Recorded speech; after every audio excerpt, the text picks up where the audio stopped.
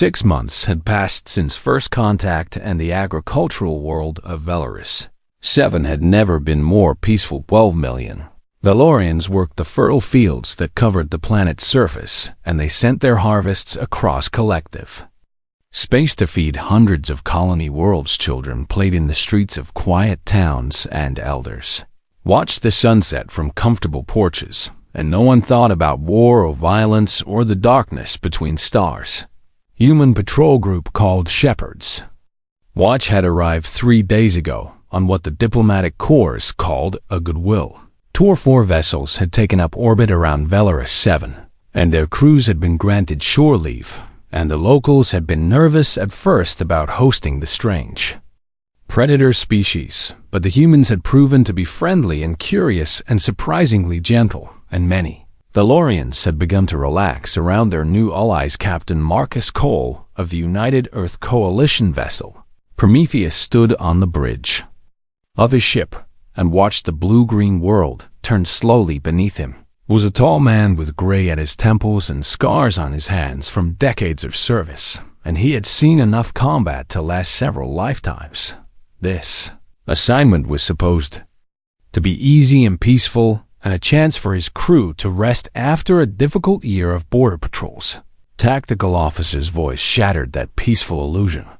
Captain, we have multiple contacts emerging from subspace. Lieutenant Chen reported, and her voice carried the sharp edge of alarm, designating as hostile based on energy signatures. Cole straightened in his command chair and felt the familiar cold focus of combat readiness settle over him. How many contacts? He asked. Jen's face went pale as she studied her displays. Counting 600 and climbing, Captain, she said. Configuration matches Harak Raider vessels. The bridge crew exchanged looks of horror because everyone knew what the Harak were and what they did to the worlds they attacked.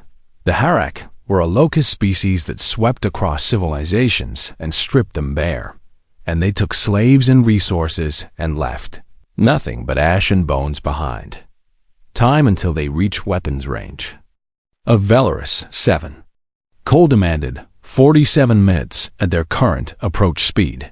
Chun replied. Cole's mind raced through the tactical situation, and none of the options were good. Nearest collective fleet was 3 days away at maximum speed, and his patrol group consisted of 4 ships against an armada of over 600. Open a channel to the other ships, he ordered. The faces of his fellow captains appeared on screen, and all of them showed the same grim understanding. Captain Sarah Webb of the Defiant spoke first. We cannot fight those numbers, Marcus, she said. Standard protocol would be to withdraw and report. Captain James Okonkwo of the Vigilant nodded in agreement. If we stay, we die, and that helps no one. He added. Cole looked at the planet turning beneath them, and he thought about 12 million people going about their lives without any idea of what was coming. He thought about children playing in streets and elders watching sunsets and farmers tending crops that would never be harvested. Protocol says we withdraw. He agreed slowly, but protocol was not written for this situation. Captain Diana Torres of the Relentless leaned forward on her screen. What are you thinking, Marcus? She asked. Cole stood from his chair and walked to the viewport and stared at Velaris 7. 6 months ago, Ambassador Vance told the collective that our ships were a promise. He said quietly, a promise that if anyone threatened our friends, we would end them. He turned back to face his fellow captains. These people trusted us enough to let us orbit their world. He continued. They opened their homes to our crews and shared their food and their stories, and their children asked our sailors to tell them about Earth. His voice hardened with resolve. If we run now, then our promise means nothing, he said, and humanity's word becomes worthless across the entire galaxy. The other captains were silent for a long moment. Then Sarah Webb smiled, and it was not a friendly expression. Well, Captain Cole, she said, I did not join the coalition Navy to abandon civilians to the Harak. Okonkwo nodded slowly. 4 ships against 600. He said, the odds are terrible. His smile matched Webb's. I have always wanted to see if the recruitment posters were telling the truth about human warfare. The editores simply cracked her knuckles and began issuing orders to her crew. Cole returned to his command chair and opened the channel to the approaching Harak fleet. "Attention, Harak vessels," he said, and his voice carried across the void. "This world is under the protection of the United Earth Coalition, and you will alter course immediately or face the consequences." The response came quickly, and the Harak commander's insectoid face filled the screen with mandibles clicking in what might have been laughter. 4 small ships threatened the swarm. The Harak said, "Your species is unknown to us, but you will learn fear soon enough. You misunderstand." Cole replied calmly, "I am not threatening you, and I am giving you one chance to survive." More clicking laughter came through the speakers. "The swarm does not retreat," the Harak commander declared.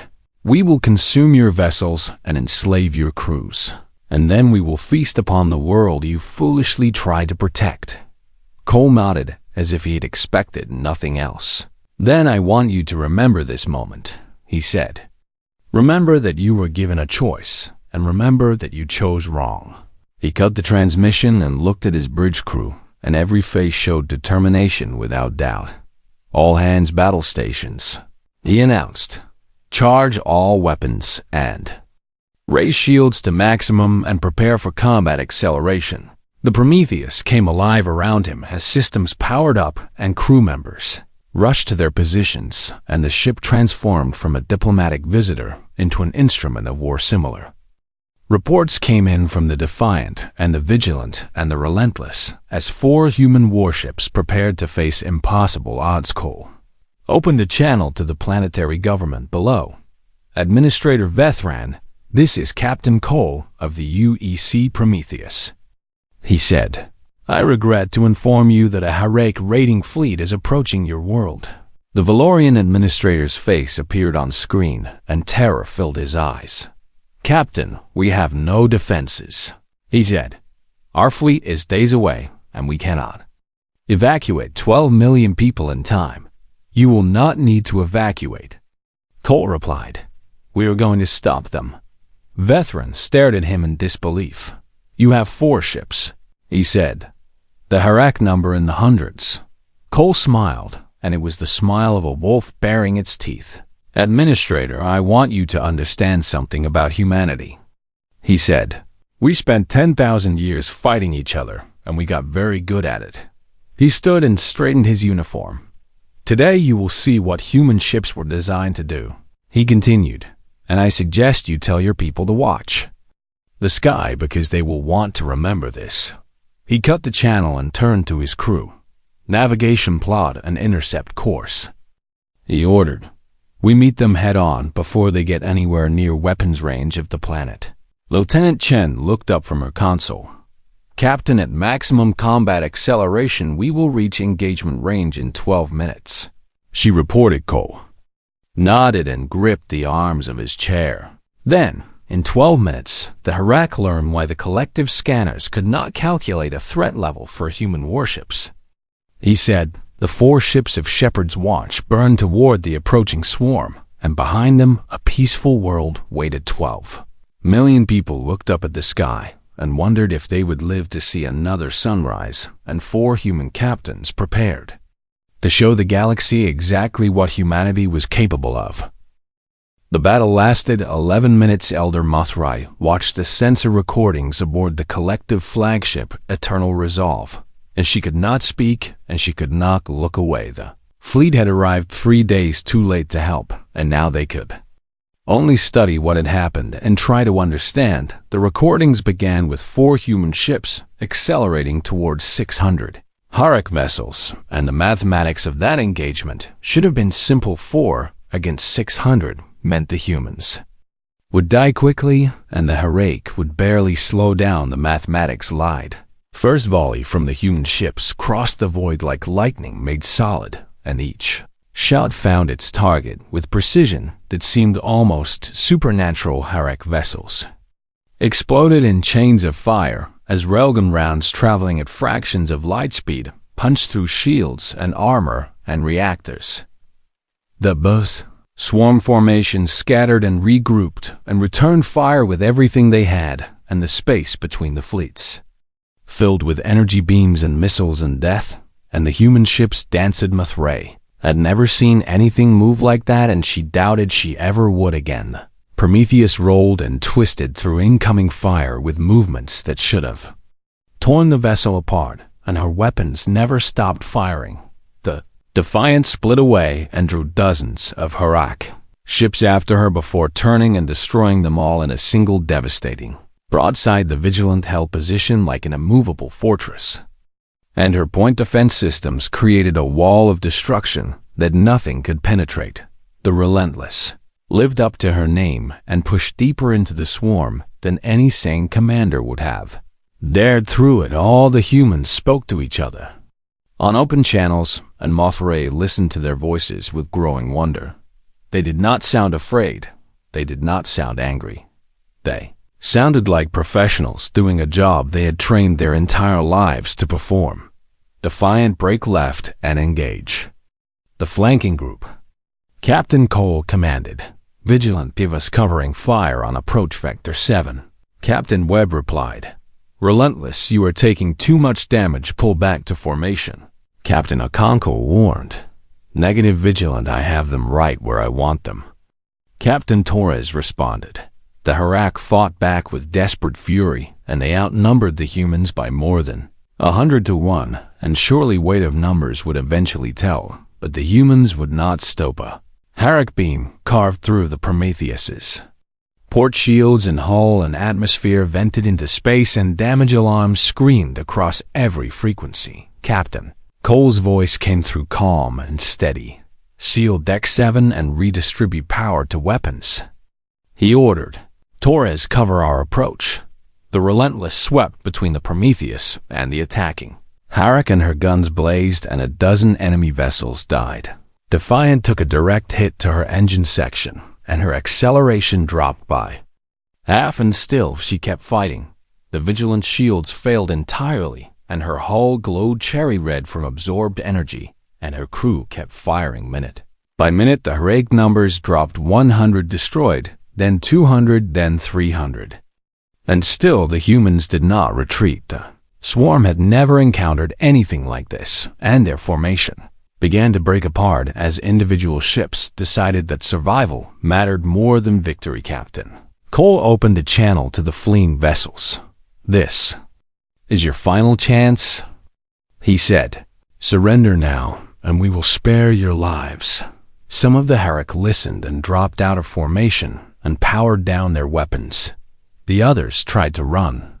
They did not get far. The human ships pursued, and the killing continued until nothing remained but debris fields and escape pods and silence. When it was over, the 4 vessels of Shepard's Watch limped back toward Valoris 7, and smoke poured from their wombs, and their crews tended to their dead.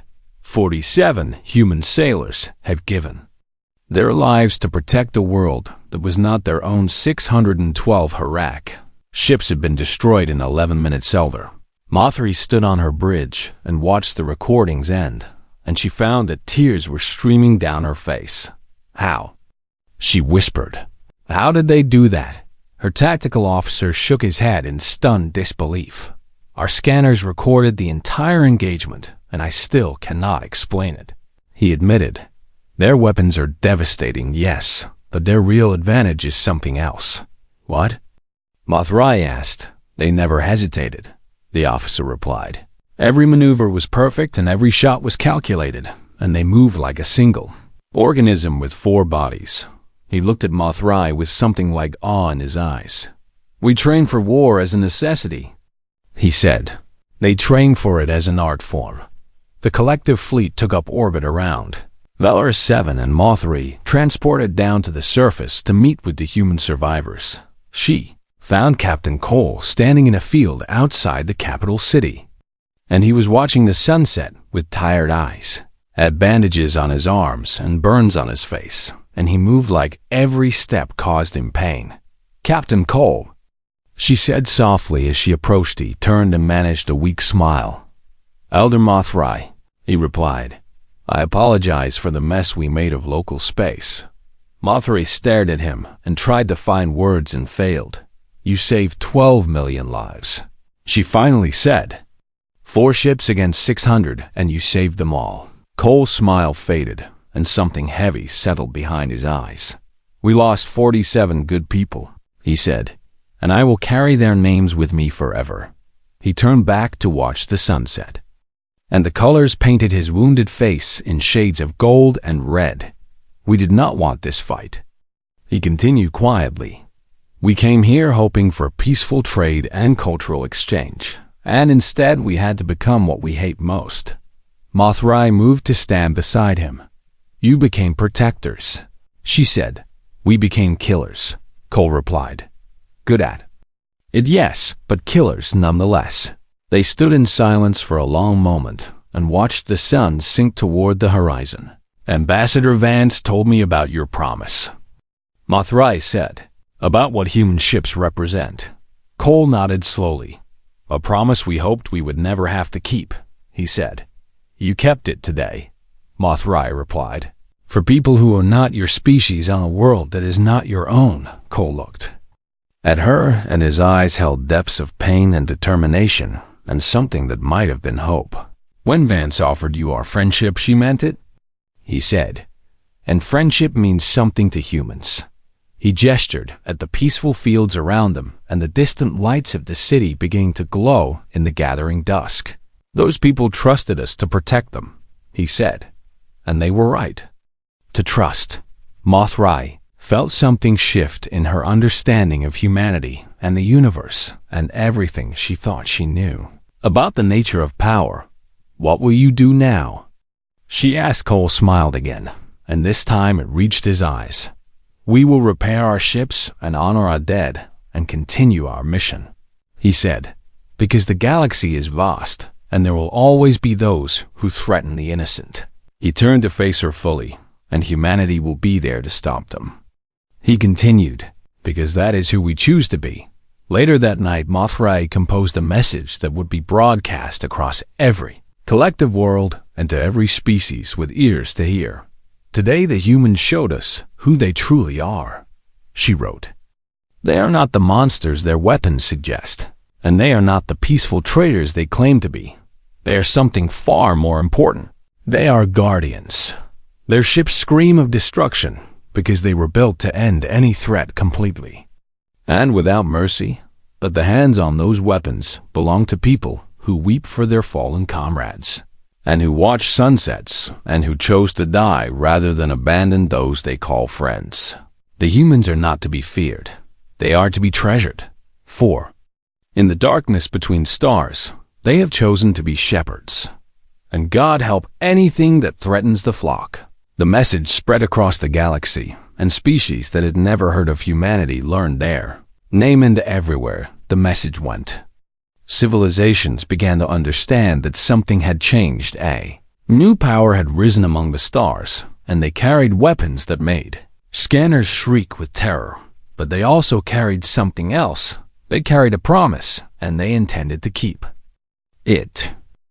The diplomatic vessel Open Hand waited in neutral space, exactly halfway between the collective border and the position of the human fleet elder. Mothra stood at the observation window and watched the stars and tried to calm the anxiety that coiled in her stomach like a living thing she had negotiated with 17 different species across her long career, and she had never felt fear like this before any meeting.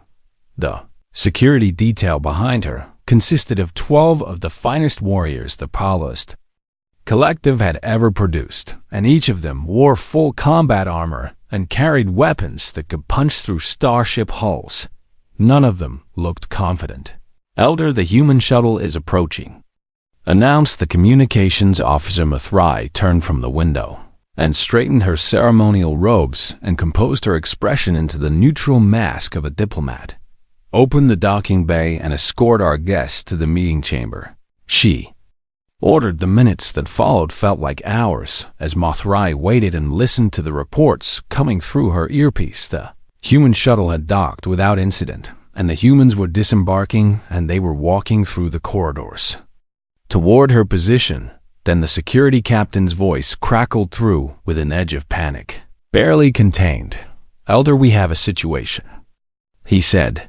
"My warriors are experiencing involuntary fear responses, and some of them are struggling to maintain composure." Mothrai frowned in confusion. "Explain," she demanded.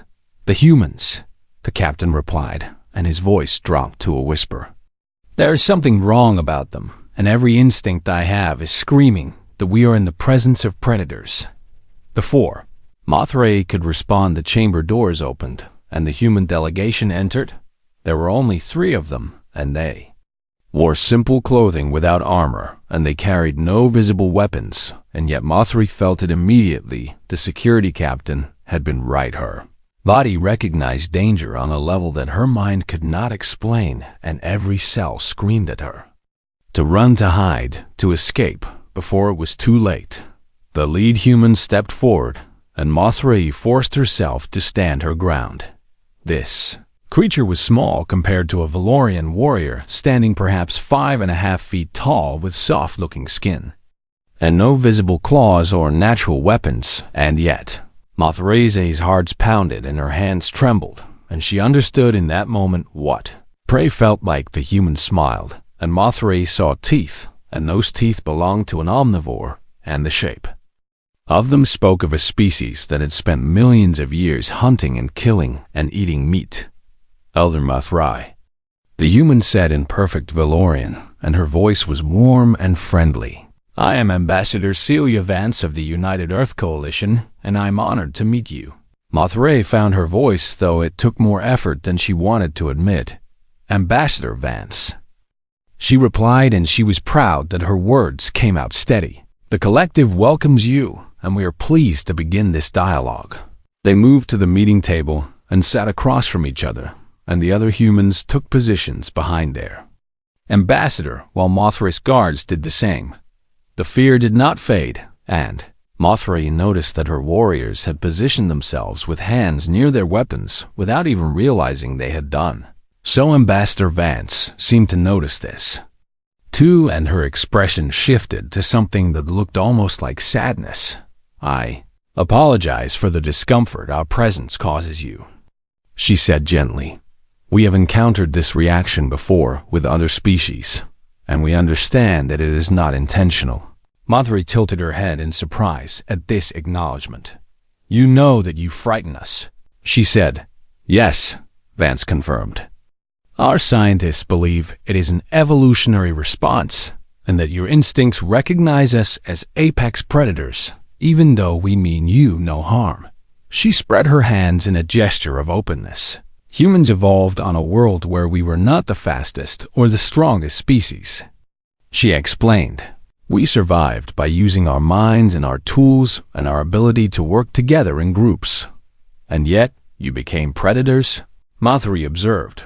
"We became the dominant species on our planet," Vance agreed.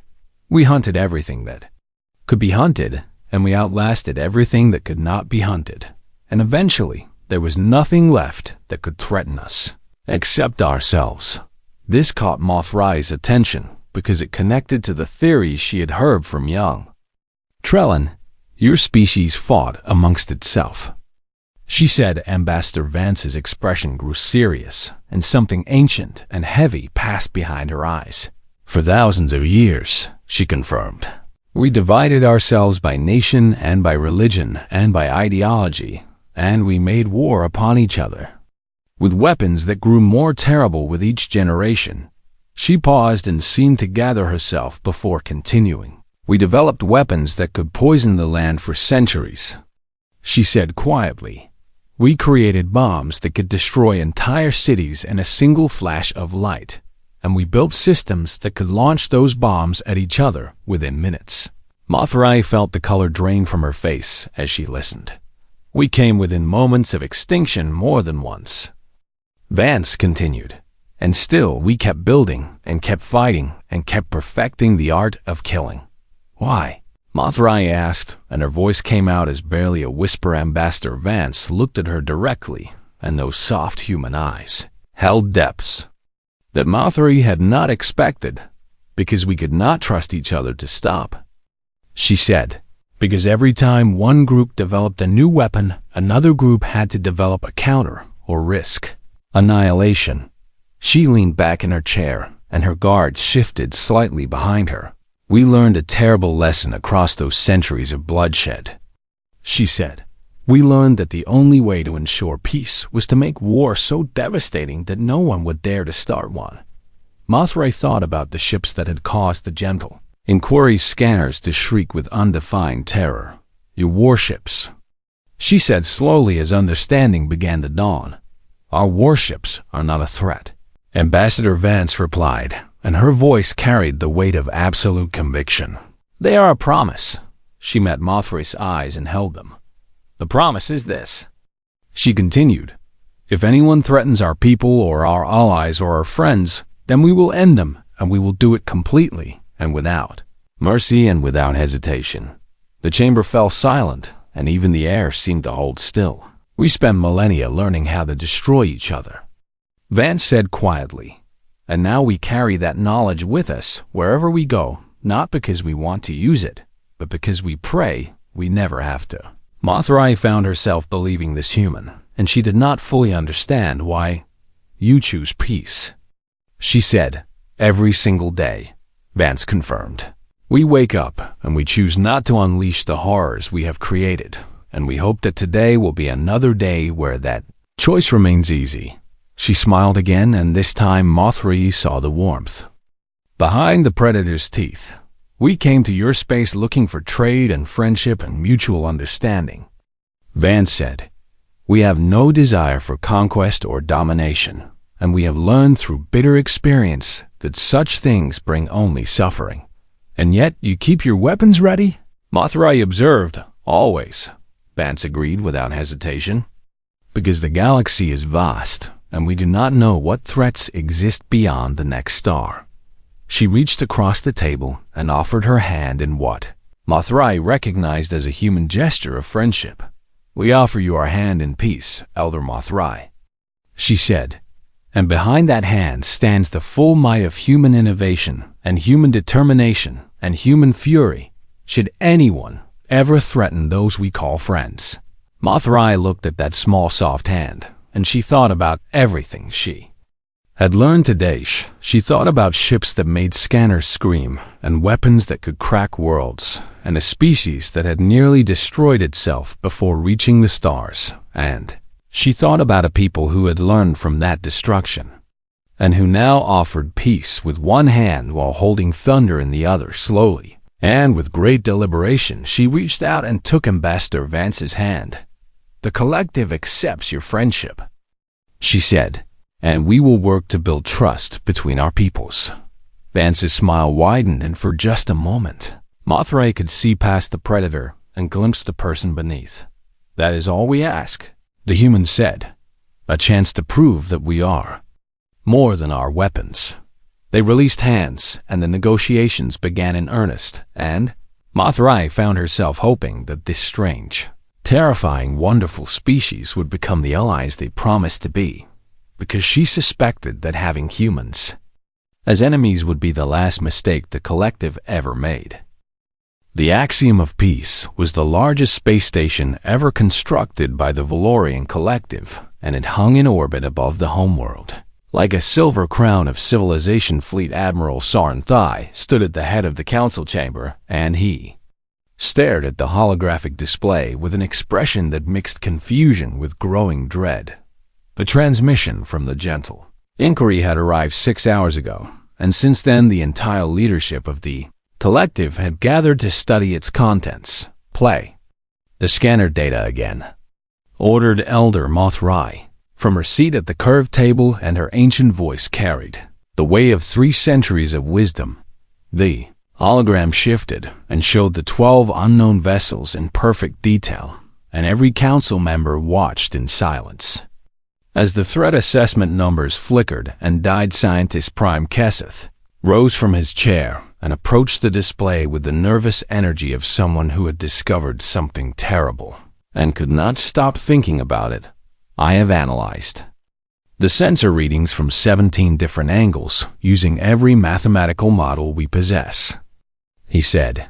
and his thin fingers traced patterns in the air around the holographic ships. "I need the Council to understand what we are looking at," Admiral Soren Thai nodded for him to continue, though his jaw was clenched tight. "These vessels are not warships in the way that we understand warships," Kaseth explained, and he expanded the hologram to show internal structures. "Our military cruisers are built as ships first and weapons platforms second, because we designed them to serve multiple roles." He gestured and the display showed a standard Valorian battlecruiser beside one of the unknown vessels, and the comparison made several council members gasp audibly. "These alien craft follow the opposite philosophy," Kaseth continued. "They are weapons first and ships second, and every system aboard them exists to support one function, and that function is the complete and total destruction of anything they target." Elder Mothrai leaned forward, and her four eyes narrowed with concern. "Surely you are exaggerating for effect," she said, though her voice lacked conviction. Sith shook his head and pulled up power signature readings that painted the air in alarming shades of red. "The main weapon system on the largest vessel could penetrate our most advanced shields in a single shot," he said flatly. "It could then continue through the hull and exit the other side, and still have enough energy remaining to destroy a second ship behind the first." The council chamber erupted in murmurs of disbelief and fear. Admiral Soren Thai raised his hand for silence, and the room slowly quieted. "What about their defensive capabilities?" he asked, because a good commander always wanted the full picture before making decisions. Kaseth pulled up another data set, and his expression grew even more troubled. "Their shields operate on principles we do not fully understand," he admitted. "The energy readings suggest some kind of adaptive matrix that actually absorbs incoming fire and redistributes it through the ship's power grid. They turn our weapons into fuel," someone whispered from the back of the chamber. "In essence, yes," Kaseth confirmed. "And their hull armor appears to be layered with materials that our sensors cannot identify, but which demonstrate extraordinary resistance to heat and kinetic impact." Elder Mothrai closed her eyes and seemed to age another decade in a single moment. "What manner of species build such things?" she asked, and her question echoed the one that had been spoken aboard the General Inquiry hours earlier. A young physicist named Trembled stepped forward from the row of junior scientists who had been brought in to assist with the analysis. "I may have a theory," he said, and his voice trembled slightly as every powerful figure in the collective turned to look at him. "If the council will permit me to speak." Admiral Soren Thai gestured for him to continue. Trellin walked to the holographic display and he stared at the alien ships for a long moment before he found the words. "We have always assumed that spacefaring civilizations develop along similar paths," he began. "Peaceful advancement followed by exploration, followed by occasional defensive conflicts when territory or resources overlap." He turned to face the council, and his young eyes held a terrible understanding. "But what if a species did not follow that path?" he continued. "What if a species spent thousands of years fighting itself before it ever reached the stars?" The chamber fell absolutely silent. "Consider the implications," Trellin said, and his voice grew stronger as he warmed to his theory. "A species that learned to wage war across an entire planet would develop weapons and tactics that we cannot imagine because we have never needed to imagine them." He pointed at the holographic ships, and his hand shook slightly. "These beings did not stumble into warfare like we did as a last resort against the Harak Raiders 300 years ago," he said. "They perfected it and they mastered it, and they refined it over countless generations." Elder Mothri spoke into the heavy silence that followed. "You are saying that these aliens are natural warriors. I am saying they are something far more dangerous than that," Trellin replied. "I am saying they are professionals." Admiral Soren Thai began pacing the length of the council chamber, and his military mind worked through scenarios and possibilities. "If they are as dangerous as you suggest, then why did they stop?" he asked. Why send a greeting instead of simply destroying the gentle inquiry? Scientist Prime Kesseth had been studying additional data while Trellin spoke, and now he looked up with an expression of confusion. "Admiral, I may have found something relevant," he said. "The transmission they sent was not just in multiple languages, but in multiple communication formats." "Explain," Soren Thai commanded.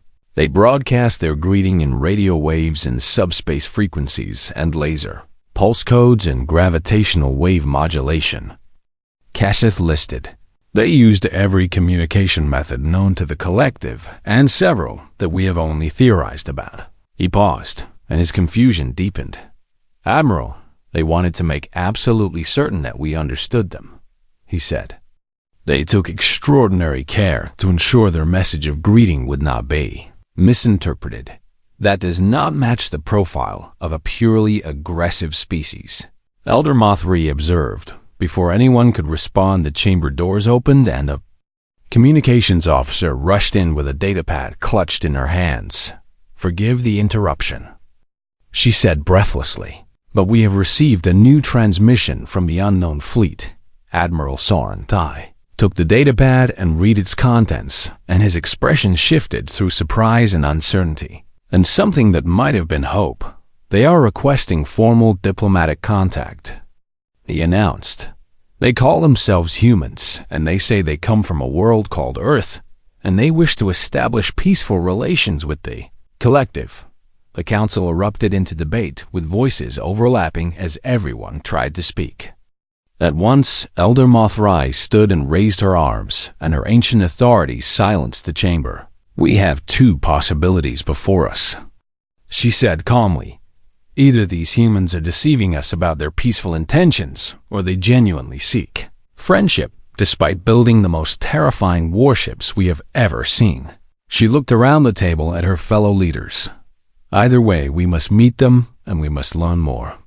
She continued, "Because a species capable of constructing such vessels of destruction, yet choosing to say hello instead of opening fire, is perhaps the most fascinating and terrifying thing we could possibly encounter." Admiral Soren Thai nodded slowly.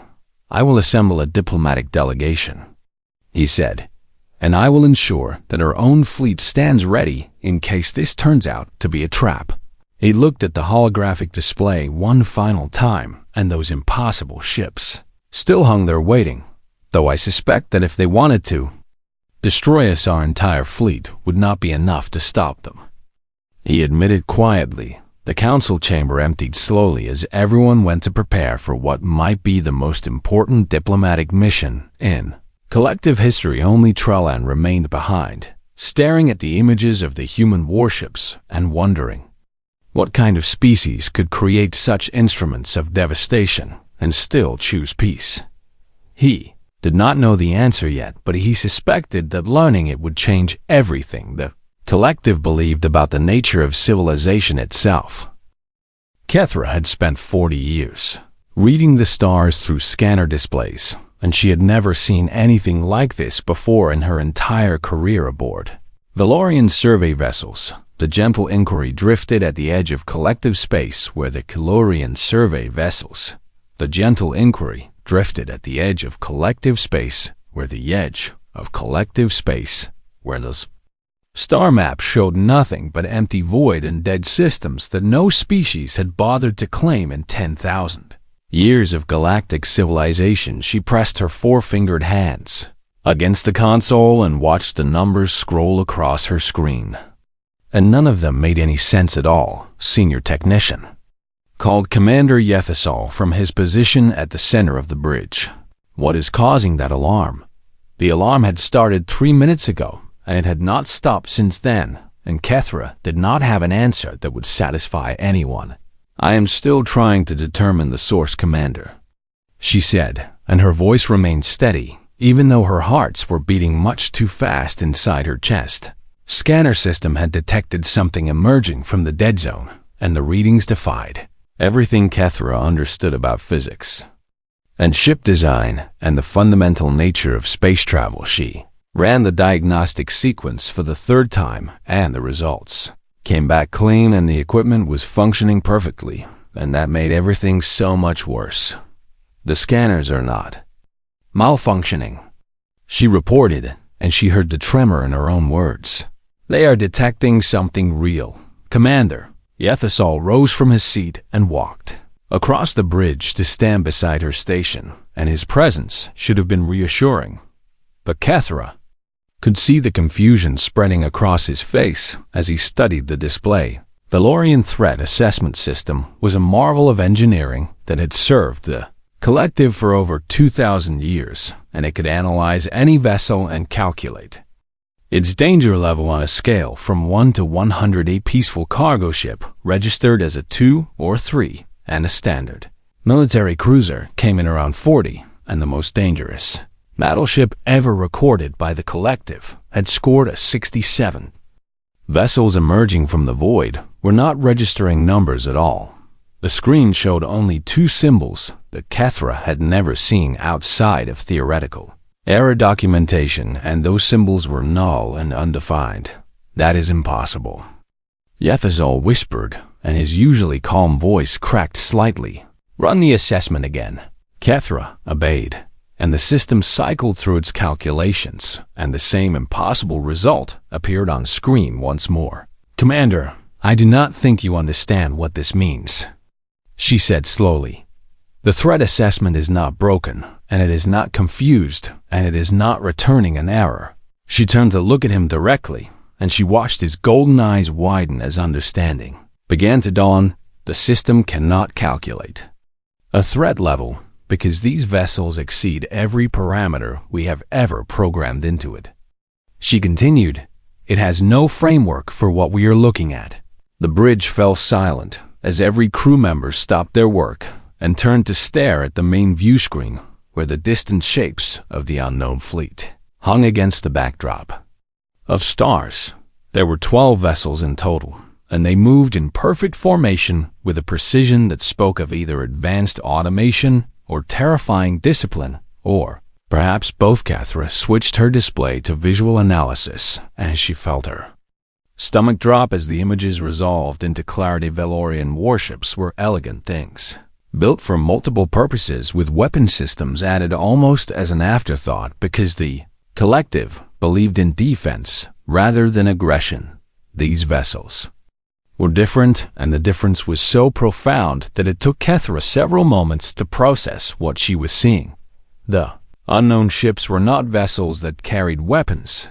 They were weapons that happened to carry crew. Every line of their design spoke of destruction, and every angle served the purpose of delivering death more efficiently, and the hulls bristled with systems that Kethra could not identify but instinctively feared. What species builds ships like that? Someone whispered from across the bridge, and no one had an answer. Junior scanner technician Velen stepped up beside Kethra, and his young face had gone pale beneath his gray-green skin. I am detecting power signatures that make no sense, he said, and his hands trembled as he pointed at his own console. Those weapon systems are drawing more energy than our entire fleet uses in a standard year. Kethra nodded because she had seen the same readings, and she had hoped that she was misinterpreting them somehow. There is more, Velen continued, and his voice dropped to barely above a whisper. The structural analysis shows that those vessels could survive impacts that would vaporize anything we have ever built. Commander Yethasol straightened his posture and visibly forced himself to project calm, even though everyone on the bridge could see the fear in his eyes. Helm set course away from the unknown fleet. He ordered, communications, prepare an emergency transmission to collective high command. Commander, wait. Kethra interrupted, and she pointed at her screen where new data was appearing. They are not moving. The unknown fleet had stopped its advance, and the 12 vessels now held position in perfect stillness like predators, watching prey from a distance. Why would they stop? Yethazal asked, and no one could answer him. Kethra ran every analysis she could think of, and she cross-referenced the scanner data with every database the gentle inquiry carried, and nothing matched. And nothing even came close. I am detecting active scanning from the unknown vessels, Velen reported. They are analyzing us. The thought sent ice through Kethra's veins, because if those ships were studying the General Inquiry, then they were learning about Valorian technology and Valorian weaknesses and Valorian everything. Can you determine anything about their species? Commander Yethasol asked Kethra, shook her head in frustration because the sensor data refused to provide clear answers. The crew compartments are configured for bipedal beings of roughly Valorian size, she said. Oxygen atmosphere and standard gravity requirements, and nothing else stands out. They could be any of 100 known species. Yethasol muttered, no, Commander, they could not. Kethra replied, and she pulled up a galactic map on the main display. No known species exists in that region of space, and no known species builds ships with these specifications, and no known species has ever caused our threat assessment to return null values. The unknown fleet continued to wait, and the silence stretched on. And Kethra found herself holding her breath without realizing it. Perhaps they are peaceful, suggested the communications officer, though her voice carried no conviction. Kethra looked at the ships on her screen, and she looked at the impossible readings, and she looked at the weapons that seemed designed to end civilizations, and she could not make herself believe in peaceful intentions. Peaceful species do not build weapons capable of cracking planets, she said quietly. Commander Yethasol closed his eyes for a moment, and when he opened them again, his expression had hardened into determination. We will maintain our position and observe, he decided. We are a survey vessel, and surveying is what we do, and High Command needs information before they can act. The crew acknowledged his orders and returned to their stations, though no one could focus on anything except the unknown fleet hanging in space. Before them, hours passed, and the strangers made no move and transmitted no signal and simply waited with patience that felt almost predatory in its stillness. Kethra stayed at her console through 3 shift changes, and she watched, and she analyzed, and she tried to understand what she was seeing. Near the end of the 4th hour, something changed.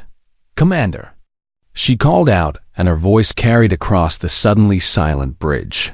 One of the vessels is moving forward, and it appears to be preparing some kind of transmission. Every eye turned to the main view screen as the lead ship of the unknown fleet broke formation and glided toward them with terrible grace. The transmission that followed was simple, and it came in over 100 different languages, including several Valorian dialects that the strangers should not have known existed. One word repeated in every tongue, and that single word changed everything. Hello, said the unknown species, and the galaxy would never be the same again.